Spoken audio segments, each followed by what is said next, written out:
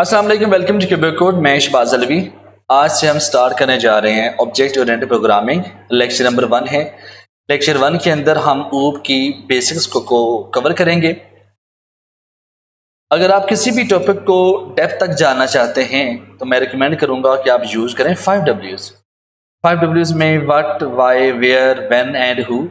Using these 5 Ws हम object oriented programming को explore कर सकते हैं। बेसिकली कि ऊप है क्या, हम क्यों यूज़ करते हैं, कहाँ यूज़ करते हैं, कब यूज़ करेंगे और कौन इसको यूज़ करेगा। अगर आप ऊप के बारे में ये जो बेसिक क्वेश्चन है इसके आंसर जान लेते हैं तो बिलीव मी आप मास्टर हो जाएंगे ऑब्जेक्ट ओरिएंटेड प्रोग्रामिंग के अंदर।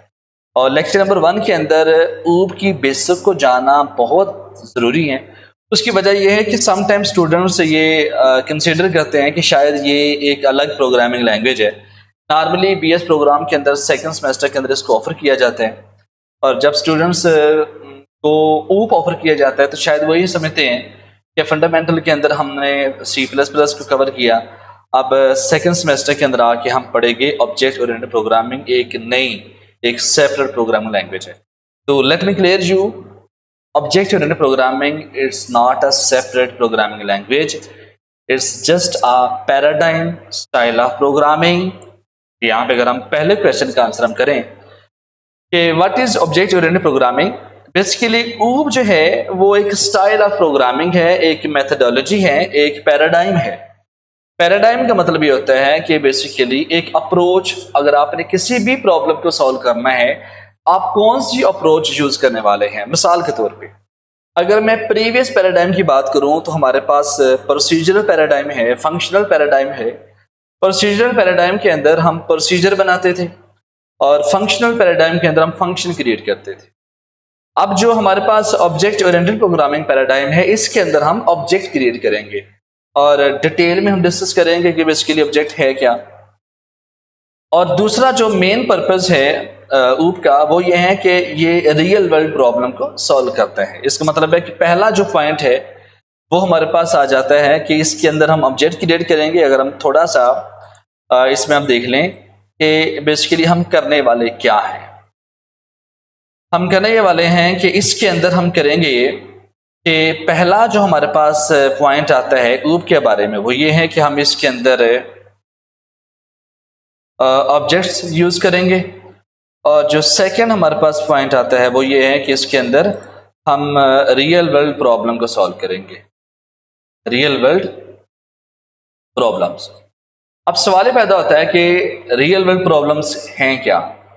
तो बेसिकली जो रियल वर्ल्ड प्रॉब्लम्स हैं उसका आंसर देखने के लिए हम क्या करेंगे, हम करेंगे ये हमारा जो नेक्स्ट क्वेश्चन है why we use object oriented programming, इसको हम एक्सप्लोर करते हैं।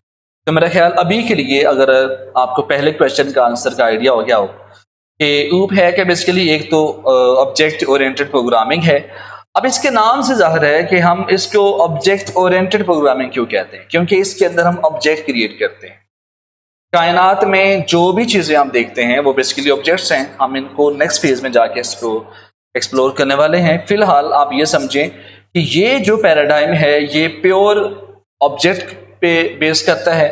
उसके बाद ये स्टाइल ऑफ प्रोग्रामिंग है, उसके बाद पैराडाइम भी आप इसको कह सकते हैं, और रियल वर्ल्ड प्रॉब्लम को सॉल्व करने के लिए यूज किया जाता है। अब यहाँ पे जो रियल वर्ल्ड प्रॉब्लम है ये है क्या, और इसका आंसर जुड़ा है हमारे इस क्वेश्चन के साथ। जब हम कहते हैं कि when we use object oriented programming, यहाँ पे हमारे पास एक प्रॉब्लम है और वो प्रॉब्लम है कि लेट मी राइट प्रॉब्लम क्या बेसिकली कि we want to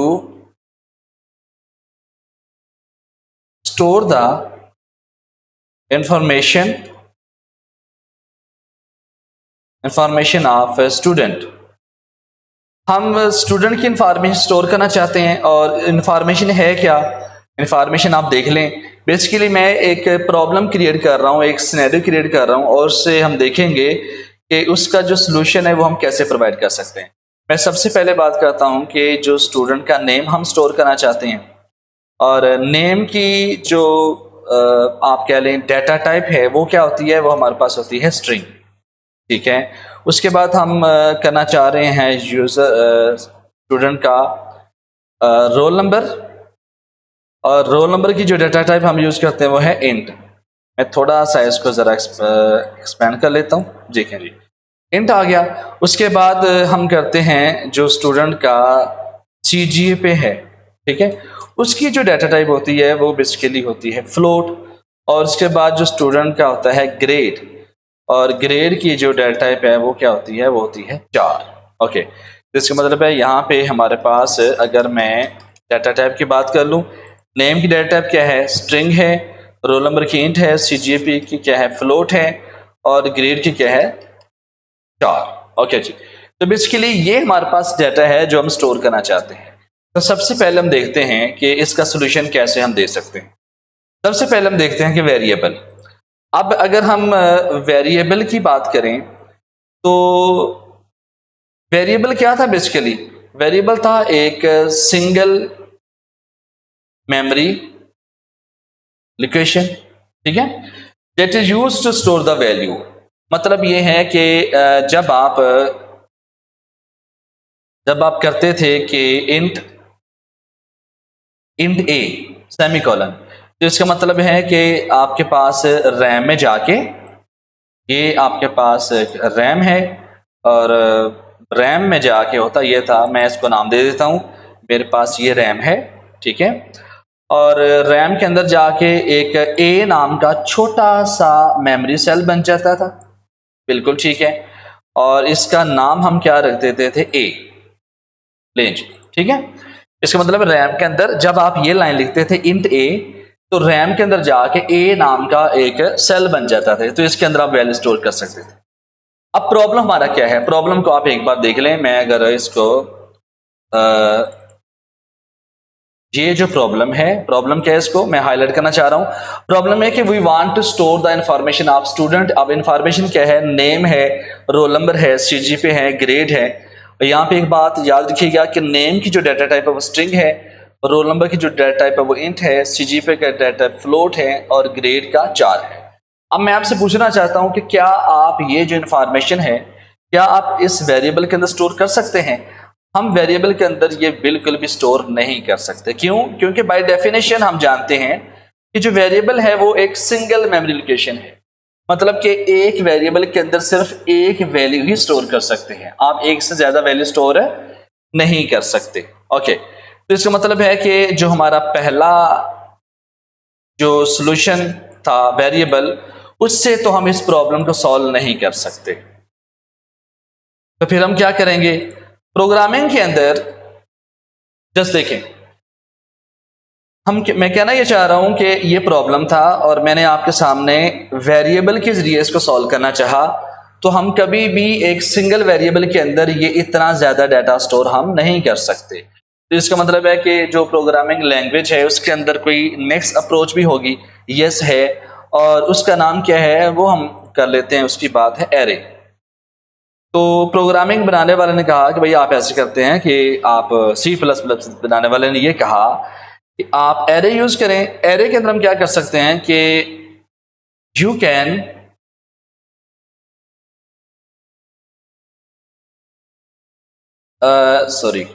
you can store multiple data. Array के अंदर आप मल्टीपल डाटा स्टोर कर सकते हैं। मिसाल के तौर पे अगर मैं एरे की बात करूं तो एरे के बारे में हम जानते हैं कि इसके अंदर आप मल्टीपल डाटा स्टोर कर सकते हैं। अगर मैं इसकी रिप्रेजेंटेशन करके दिखाऊं, मिसाल के तौर पे यहाँ पे जब हम करते थे कि इंट और एरे, और यहाँ पे हम ले लेते हैं इसका साइज था तकरीबन 5, ठीक है। तो ये हम बना लेते थे एक एरे। जब हम एरे बनाते थे तो इसकी जो ग्राफिक रिप्रेजेंटेशन है वो मैं करना चाहूँगा, वो ये था कि मेरे पास एक एरे है और कुछ इस तरह का, और उसके अंदर कितने 5 लोकेशन बन जाती थी। कैसे बनती थी? एक लोकेशन बनेगी हमारे पास, ये बनेगी, ये 0 है। के बाद मैं इसी को अगर हम कॉपी करें, Ctrl+C और Ctrl+V कर लें और इसको पकड़ें, जस्ट अ मिनट, मैं इसको जैसे करता हूँ तो मैं दोबारा से इसी को कर लेता हूँ। शायद मुझे अलाउ नहीं कर रहा ये बार बार क्रिएट करने को। अच्छा, तो मैं यहाँ पे मैं सिर्फ यहाँ पे करता हूँ और इस चीज़ को मैं कर लेता हूँ क्रिएट। मैं क्या करूँगा, इसको आल्ट से प्रेस करके पकड़ूंगा और आल्ट से हम पकड़ सकते हैं वैसे, या चलें आल्ट ना करें, हम क्यों लंबे रफ में पढ़ रहे हैं। मैं जैसे ही जल्दी जल्दी जो है ना वो मैं कर लेता हूँ। यहाँ पे एक ये आ गया, सेकंड हो गया, उसके बाद ये थर्ड आ जाएगा और उसके बाद आ जाएगा फोर्थ और उसके बाद आ जाएगा फिफ्थ। ठीक है, ओके। मैं इसको अगर पकड़ूँ तो इसको मैं कर लेता हूँ छोटा। ओके जी, तो बेसिकली हुआ क्या है कि हमने एक ग्राफिक रिप्रेजेंटेशन कर ली है इसकी। यहाँ पे आप देखें, ये जो एरे है इसका नाम अब हम यहाँ पे दे देते हैं। कौन सा नाम है इसका? नाम है एरे। इसके बाद इसका साइज क्या था? 5। तो यहाँ पे मैं कह देता हूँ कि ये बेसिकली आपका 0 इंडेक्स है। उसके बाद ये हमारे पास इसका 1 इंडेक्स है। उसके बाद जब हम यहाँ पे जाएंगे ये हमारे पास 2 इंडेक्स है। उसके बाद यहाँ पे जब हम जाएंगे तो ये 3 इंडेक्स है और यहाँ पे जब हम जाएंगे तो ये क्या बन जाएगा? 4 बन जाएगा। तो इसका मतलब है जो टोटल है बेसिकली वो कितने हो गए हैं जी? ये 0 से लेके 4 तक। तो टोटल जो है वो 5 बन जाएंगे जब आप इसको काउंट करेंगे ना, 1 2 3 4 5। इसका मतलब है कि एरे क्या है? एरे एक स्पेशल टाइप का वेरिएबल है और उस स्पेशल टाइप के वेरिएबल के अंदर 5 आप डिवीजन कर देते हैं। जैसे कि एक बड़ा सा कंटेनर है और उसको आप 5 पार्ट्स के अंदर डिवाइड कर देते हैं। अब एरे के अंदर आप मल्टीपल वैल्यू स्टोर कर सकते हैं, लेकिन अब हम देखते हैं कि क्या ये जो हमारा प्रॉब्लम है क्या हम एरे से सॉल्व कर सकते हैं। देखें, प्रॉब्लम हमारा क्या था कि स्टूडेंट का नेम है, रोल नंबर, सीजीपीए और ग्रेड है। क्या हम इसको इसमें स्टोर कर पाएंगे? देखें, मल्टीपल डाटा तो स्टोर कर सकते हैं। इसका मतलब है कि ये मल्टीपल डाटा है, मल्टीपल डाटा आप स्टोर कर सकते हैं एरे के अंदर। लेकिन प्रॉब्लम ये है एरे के अंदर, एरे में आप मल्टीपल डाटा तो स्टोर कर सकते हैं लेकिन मल्टीपल टाइप का डाटा स्टोर नहीं कर सकते। मींस दैट, मैं कहना ये चाह रहा हूं कि एरे ये कहता है कि अगर आपने इंटीजर टाइप का एरे डिक्लेयर किया है तो उसके अंदर आप सिर्फ इंटीजर वाली वैल्यू स्टोर कर सकते हैं, उसके अलावा कोई और डाटा टाइप की वैल्यू स्टोर नहीं कर सकते। तो इसका मतलब है कि ये जो प्रॉब्लम है इसको हम एरे के जरिए भी सॉल्व नहीं कर सकते। वजह क्या है? वजह यह है कि एरे के अंदर आप मल्टीपल डाटा तो स्टोर कर सकते हो लेकिन मल्टीपल टाइप का डाटा स्टोर नहीं कर सकते, क्योंकि हमारे पास यहाँ पे जो डाटा है वो स्ट्रिंग के अंदर है, इंट के अंदर है, फ्लोट के अंदर है और चार के अंदर है। तो बेसिकली जब आप एरे डिक्लेयर करते हैं तो इसका मतलब है अगर ये इंट का एरे है तो आप सिर्फ और सिर्फ इंटीजर वैल्यू स्टोर कर सकते हैं, इसके अलावा और कोई वैल्यू स्टोर नहीं कर सकते। इसका मतलब ये हुआ। अच्छा, अभी तक अगर हम थोड़ा सा हमने जितनी भी गुफ्तगू की है इस टॉपिक के ऊपर, तो हम देखें कि ऐसी वो कौन सी चीज है जो रुकावट है कि किसकी वजह से हम डाटा स्टोर नहीं कर सकते। देखें, वेरिएबल में तो यह था कि आप सिर्फ सिंगल वैल्यू स्टोर कर सकते हैं, लेकिन एरे के अंदर तो आप मल्टीपल डाटा स्टोर कर सकते हैं, लेकिन उसके बावजूद जो है ना हम एरे के जरिए इसको सॉल्व नहीं कर सकते। वजह क्या है? वजह है आपकी डाटा टाइप की। इसका मतलब है कि हमें डाटा टाइप अलाउ नहीं करता कि आप एक ही डाटा टाइप के अंदर मुख्तलिफ डाटा टाइप का डाटा स्टोर कर पाए। मिसाल के तौर पे अगर मैंने इंटीजर का एरे डिक्लेयर किया है तो इसके अंदर मैं फ्लोटिंग वाली वैल्यू, स्ट्रिंग वाली वैल्यू या चार वाली वैल्यू स्टोर नहीं कर सकता। तो असल में मसला यह है कि अगर आप डाटा टाइप अपने बना लें, क्योंकि मेन प्रॉब्लम डाटा टाइप क्या है कि डाटा टाइप हमें अलाउ नहीं करता कि आप मल्टीपल टाइप के डाटा स्टोर कर पाएं। तो इसका मतलब है हम ऐसे करते हैं कि अपनी एक न्यू डाटा टाइप बना लेते हैं और वो जो डाटा टाइप है बेसिकली उसको हम क्या बोलते हैं? उसको बोलते हैं user define data type. Okay, इसको हम क्या बोलते हैं? User define data type. तो ये जो यूजर डिफाइन डाटा टाइप है ये बेसिकली पॉसिबल है किसके थ्रू? ऊप के थ्रू। तो आपका जो आंसर है वो मिल गया कि basically why we use object oriented programming. जब आप multiple data with multiple type का डाटा स्टोर करना चाहते हैं तब हम यूज करते हैं ऑब्जेक्ट ओरिएंटेड प्रोग्रामिंग। अब यहाँ पे हम थोड़ा सा देखें कि यूजर डिफाइंड डाटा है क्या बेसिकली। देखें, यहाँ पे हम मज़ीद आगे जाके इसका जिक्र भी करेंगे कि वो यूजर डिफाइंड डाटा टाइप है क्या, लेकिन अभी के लिए अगर मैं थोड़ा सा अगर आपको हिंट दे दूं तो वो बेसिकली है क्लास, कि हम ऊप के अंदर क्लास को यूज़ करते हैं। क्लास बेसिकली क्या है, एक यूजर डिफाइंड डाटा टाइप है, एक ब्लूप्रिंट है, एक टेम्पलेट है, जिसको यूज़ किया जाता है multiple data with multiple type of data store करने। तो बेसिकली अभी के लिए जस्ट आप यही समझें कि जो यूजर डिफाइंड डाटा हम यूज़ करने वाले हैं वो क्लास है। तो जैसे ही हम लेक्चर 2 में जाएंगे हम बेसिकली क्लास और ऑब्जेक्ट को सेपरेट से डिस्कस करने वाले हैं। तो फिलहाल हमारे 2 क्वेश्चन का आंसर हो चुका। पहला अगर हम देखें वो ये था कि ऊप है क्या, दूसरा आंसर ये था कि why we use object oriented programming. हमने एक प्रॉब्लम क्रिएट किया और हमने देखा कि इस प्रॉब्लम को सॉल्व कैसे कर सकते हैं। जब सबसे पहले हमने वेरिएबल से ट्राई किया तो वेरिएबल से ये सॉल्व नहीं हो सकता, क्योंकि वेरिएबल के अंदर सिर्फ आप सिंगल वैल्यू स्टोर करते हैं। फिर जब हमने एरे से सॉल्व करना चाहा तो एरे में प्रॉब्लम ये था कि आप मल्टीपल डाटा तो स्टोर कर सकते हैं लेकिन मल्टीपल टाइप का डाटा स्टोर नहीं कर सकते। उसके बाद ऊप हमें कहता है कि आप ऐसे करें, यूजर डिफाइंड डाटा टाइप आप बना लें क्लास को यूज करते हुए, फिर आप उसके अंदर multiple data with multiple type का डाटा स्टोर कर सकते हैं। ठीक है, मिसाल के तौर पर अगर यहाँ पे मैं थोड़ा सा यहाँ पे आपको बता दूं कि हम वो जो यूजर डिफाइंड डाटा वो बनाते कैसे हैं। जस्ट आपने क्लास कीवर्ड लिखना है, उसके बाद किस चीज़ की आप डाटा बनाना चाह रहे हैं, हम बनाना चाह रहे हैं स्टूडेंट की। तो यहाँ पे आ जाएगा स्टूडेंट और ओपनिंग और क्लोजिंग कर्ली ब्रैकेट्स, और इसको हम डेलिमीटर्स भी कहते हैं। यहाँ पे आप आगे कर देंगे सेमीकोलन, और यहाँ पे मैं लिखूंगा सबसे पहले जो नेम है वो होता है स्ट्रिंग के अंदर, तो स्ट्रिंग डाटा में नेम आ जाएगा। उसके बाद इंट में आपका आ जाएगा रोल नंबर,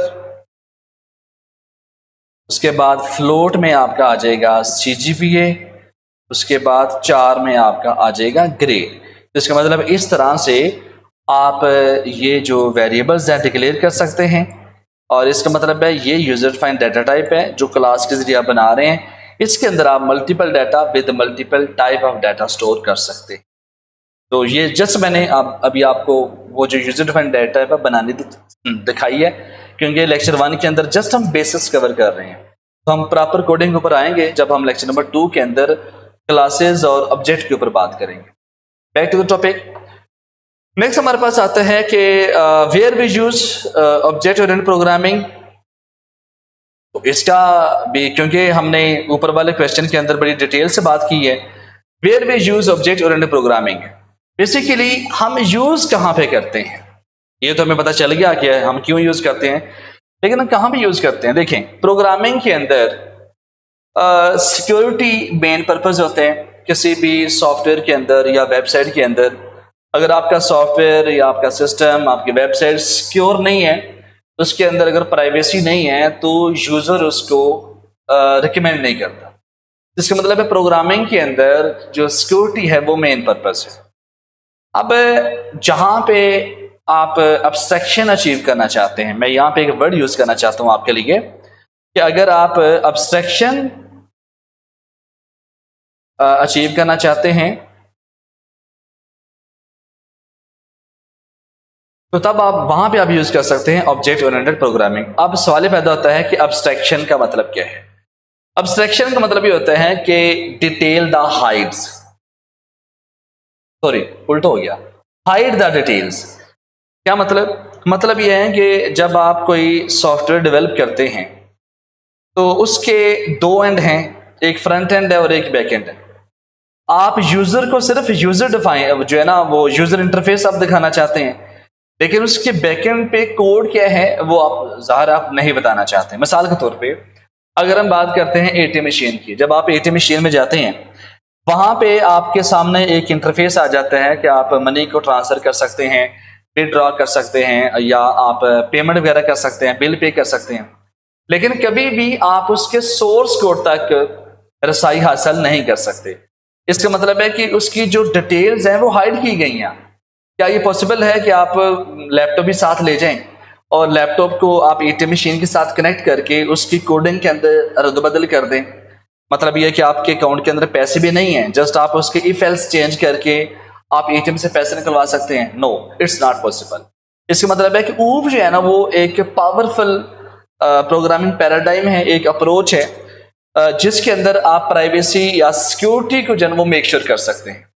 तो ये जो अब्स्ट्रैक्शन है ये बेसिकली ऊप का एक बड़ा इंपॉर्टेंट फीचर भी है कि इसकी वजह से हम कहते हैं कि ये जो पैराडाइम है ये बड़ा स्ट्रॉन्ग है कि इसके अंदर आप अब्स्ट्रैक्शन अचीव कर सकते हैं।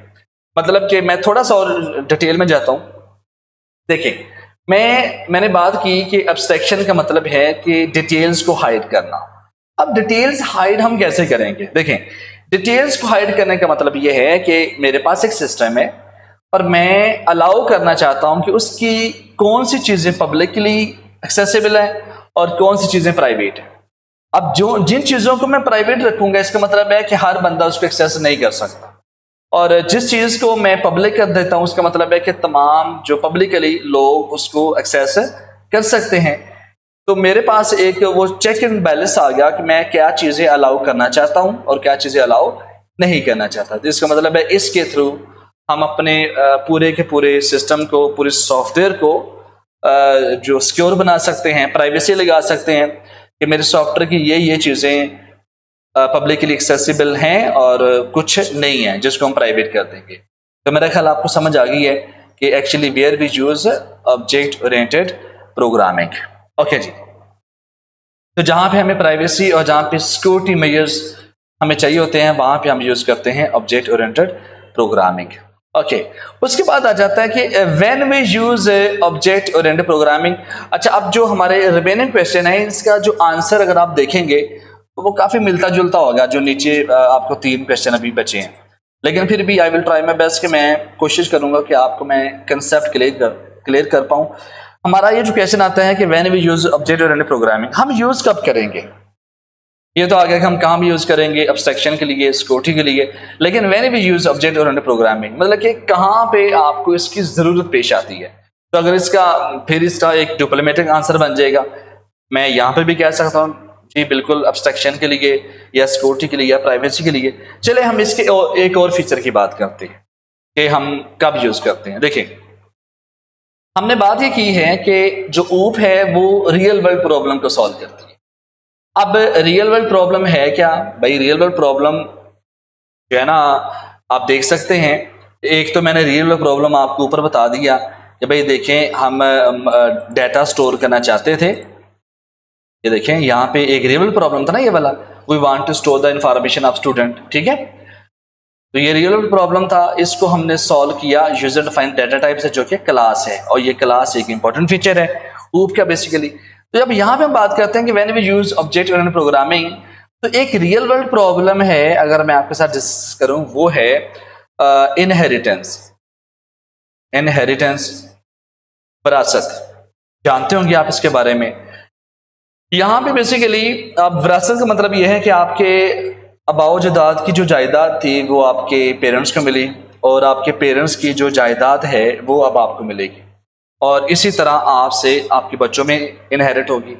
इसका मतलब ये भी एक प्रॉब्लम है कि आपने कैसे कैसे जो जायदाद जो है ना वो उसकी वो जो आपकी विरासत है वो आपने मुंतकिल करनी है किसी एक पर्सन से दूसरे पर्सन के ऊपर। तो बेसिकली आप देखिए ये रियल वर्ल्ड प्रॉब्लम है। अगर आपने इसको प्रोग्रामिंग के थ्रू इंप्लीमेंट करना हो तो मैं कहता हूं object oriented programming is the best choice. अब आप अंदाजा लगाएं, यहां से पूरे लेक्चर के पूरे कोर्स के अंदर मैं बार बार जिक्र करूंगा रियल वर्ल्ड प्रॉब्लम की, और हमने इस सीरीज के अंदर ज्यादातर रियल वर्ल्ड प्रॉब्लम को ही सॉल्व करना है। जैसे कि इनहेरिटेंस है, अगर आप इसको रिकॉल करो तो इनहेरिटेंस का लफ्जी मतलब होता है विरासत। ये जो आपकी जायदाद है, आपकी आबाओजादाद की, आपकी जो दादा की जायदाद है वो आपके वालिद साहब को मिली, और आपके वालिद साहब की जो जायदाद है वो आप तक पहुंचेगी, फिर आपकी जो जायदाद है वो आगे मुंतकिल होगी। अब इसके अंदर ये आता है कि उसका क्या मैकेनिज्म है। जब विरासत का इंतकाल होता है किसी एक पर्सन से दूसरे पर्सन के ऊपर, तो उसका क्या प्रोसीजर है? ये तो ज़ाहिर है आप अदालतों में जाके उसका प्रॉपर कानून है कि आपने कैसे कैसे जो है ना अपनी विरासत का इंतकाल करवाना है किसी एक पर्सन से दूसरे पर्सन तक। लेकिन प्रोग्रामिंग के अंदर मिसाल के तौर पे मेरे पास मल्टीपल क्लासेस हैं। क्लास का क्या मतलब है? वो यूजर डिफाइंड डाटा टाइप है जिसके जरिए हम multiple data with multiple type of data store करते हैं। तो बेसिकली इनहेरिटेंस को अचीव करने के लिए हम यूज करते हैं जो है ना ऑब्जेक्ट ओरिएंटेड प्रोग्रामिंग, मतलब कि जब हमारे पास मल्टीपल क्लासेस हों और वो जो क्लासेस हैं वो एक दूसरे का डाटा इनहेरिट करना चाहती हैं, तब हम यूज करेंगे ऑब्जेक्ट ओरिएंटेड प्रोग्रामिंग। इसके अंदर एक और चीज भी आ जाती है कि जब आप चाहते हैं कि आपका एक ऑब्जेक्ट है और उसका जो बिहेवियर वो मल्टीपल हो। क्या मतलब, देखिए मेरे पास एक ऐसा रिमोट हो जो एट अ टाइम एसी को भी ऑन ऑफ कर सकता है, उसके बाद लाइट को भी ऑन ऑफ कर सकता है, फैन को भी लाइट ऑन ऑफ कर सकता है, जो डोर है उसको भी ऑन ऑफ कर सकता है। मतलब कि मेरा जो ऑब्जेक्ट है उसका मल्टीपल बिहेवियर है और उसको हम क्या बोलते हैं, पॉलीमार्फिज्म। ठीक है, पॉलीमार्फिज्म। तो इसका मतलब है पॉलीमार्फिज्म अचीव करने के लिए भी हम किसका यूज करते हैं, ऑब्जेक्ट ओरिएंटेड प्रोग्रामिंग है। मतलब कि ये वो इंपॉर्टेंट फीचर है ओप की, जब आपकी मजबूरी बन जाती है कि आपको ऑब्जेक्ट ओरिएंटेड प्रोग्रामिंग यूज करनी चाहिए। उसके बाद अगर मैं बात करूं कि who will be used object oriented programming, इसको यूज कौन करेगा। देखें यहाँ पे ये स्ट्रॉन्ग मोटिवेशन है। अगर आप ऊप को अच्छी तरह अंडरस्टैंड कर लेते हैं, जैसे मैंने पहले आपसे कहा कि ऊप जो वो सेपरेट प्रोग्रामिंग लैंग्वेज नहीं है, बेसिकली ये एक पैराडाइम है और ये एक मेथडोलॉजी है और एक अप्रोच है। अगर आप इसको C++ में सीख लेते हैं तो इसका मतलब है इसके जो कोर कंसेप्ट हैं वो आपको आ जाएंगे। फिर आप यही ऊप के कंसेप्ट आप ऊप के अंदर, उसके अंदर जावा के अंदर, पाइथन के अंदर और इसके अलावा जितनी भी हाई लेवल प्रोग्रामिंग लैंग्वेजेस हैं उसके अंदर आप इसको यूज कर सकते हैं। इसका मतलब है ऊप बनी ही आपके लिए है। आप इसको अच्छी तरह से सीखिएगा, इसके जो कंसेप्ट हैं, जो कोर कंसेप्ट हैं उसको आप सीखें, क्योंकि सिंटैक्स डिफरेंट हो सकता है प्रोग्रामिंग लैंग्वेजेस का, लेकिन जो उसके कंसेप्ट है वो सेम है। ठीक है, जैसे कि C++ का और जावा का सिंटैक्स डिफरेंट है, लेकिन उसके अंदर जब आप इंप्लीमेंट करेंगे इनहेरिटेंस, पॉलीमॉर्फिज्म या इसके अलावा जितने भी इनकैप्सुलेशन है या एब्स्ट्रैक्शन है, वो सारी की सारी चीज़ें सेम है हर प्रोग्रामिंग लैंग्वेज के अंदर। तो इसका मतलब है कि कौन यूज करेंगे जी, हम यहाँ पे लिख देते हैं जी, इसमें आप खुद यूज करेंगे यू। ठीक है, आप इसको यूज करने वाले हैं।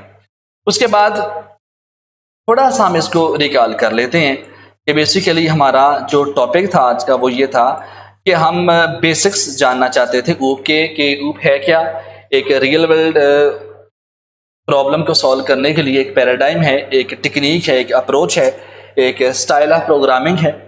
फिर हम इसको यूज क्यों करते हैं, मैंने आपको जो प्रैक्टिकली प्रॉब्लम बताया कि हमारे पास मल्टीपल डाटा है स्टूडेंट का, हम उसको स्टोर करना चाहते हैं, वेरिएबल से हम स्टोर नहीं कर सकते। देखें ना यहाँ पे, देखें थोड़ा सा अगर, क्योंकि ये बार बार यही चीजें जिक्र होनी है, इसलिए मैं चाह रहा हूँ कि लेक्चर 1 के अंदर ये तमाम जो कंसेप्ट है वो कवर हो जाए।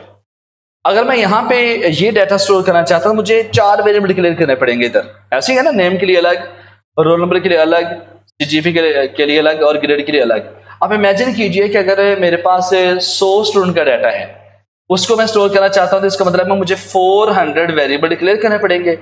टोटली वेस्ट ऑफ मेमोरी और इनको मैनेज करना भी मुश्किल है कि 400 स्टूडेंट के लिए आपने 400 वेरिएबल डिक्लेयर कर दिया और उसको मैनेज करना बहुत मुश्किल है, मतलब मैं कहता हूँ कि इम्पॉसिबल है।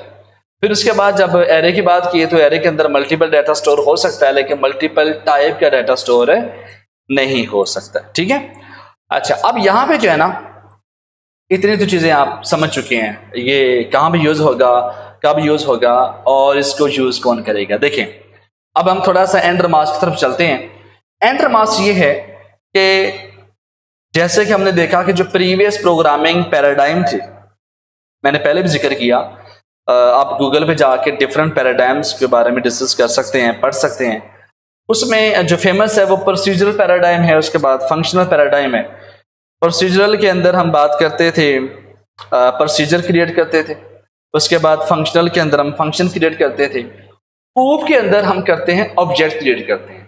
इसका मतलब है कि मैं इस लेक्चर के अंदर ऑब्जेक्ट के बारे में बात नहीं करने वाला, क्योंकि वीडियो हमारी काफ़ी लेंथी हो सकती है। यहाँ पे मैंने जो नेक्स्ट लेक्चर की जो बेस है वो मैंने बना दी है। हमारा जो लेक्चर नंबर 2 है उसकी जो बेस है वो है ऑब्जेक्ट।